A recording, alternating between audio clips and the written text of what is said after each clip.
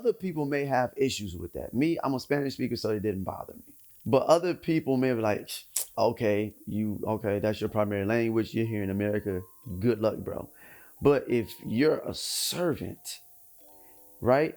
Now, not in the servant, not in, when I say servant, I don't mean in the sense where somebody's treating you as a peasant, but you're serving somebody because that's your job, that's your position, that's why you work somewhere, is to serve another person, right?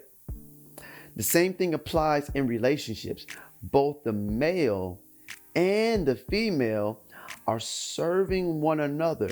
They're loving one another. They're caring about one another. And that is so vitally important in reference to understanding somebody's love language, right? Love and operating in somebody else's love language, right? And speaking their language. Basically, you're doing your part and trying your best to keep them happy. Now, you can't keep them happy 24/7. That is truly unrealistic, right?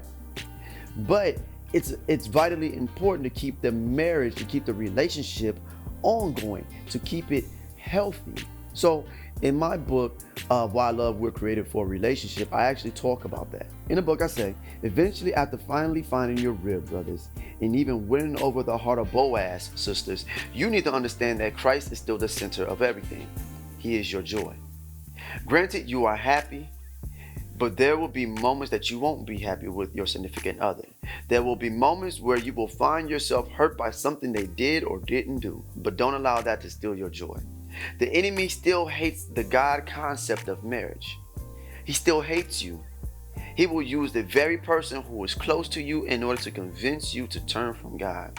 Your first love was, is, and always will be Christ, and only Christ. Your spouse, fiance, boyfriend, or girlfriend is merely a loan from God for your benefit and for the benefit of His purpose for you in the earth. You have been blessed to be a blessing. God gives us joy, which is the strength we need daily.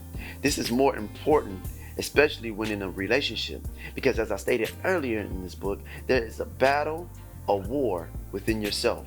When it comes to loving someone, we always have to deal with ourselves as we try to understand someone else. When in a relationship, the purpose is not only to be happy, but rather to please the other person and vice versa. That is our purpose. When it comes to marriage and when it comes to having joy, it doesn't matter when disappointments occur. Yes, it will hurt, but you don't want unhappiness to control your day and your decisions.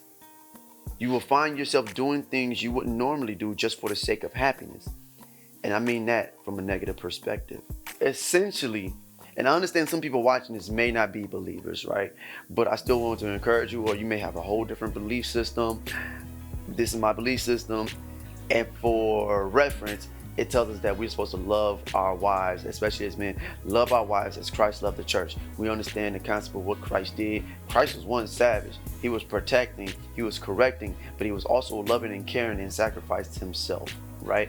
His desire was to have the dopest wife, right? And he had to check himself and had to correct himself at all times. Well, he's God, so it is what it is. But we as men, we have to correct ourselves. We have to check ourselves. That's the only way that we can possibly correctly love our significant other. And in doing so, she should be willing to do the same thing. So, but for the most part, both of us should be in a position to where we are willing to love our significant other correctly. But it is a sad commentary when somebody is willing to love you correctly and you're not willing to reciprocate that same exact love. It's a extremely sad commentary because it shows just either how selfish you are or how scared you are or how unwilling, which reflects back to how selfish you are. It reflects back to how unwilling you are to want to love that person in their love language, to speak their language, and you're not willing to actively try, but you're expecting them to serve you.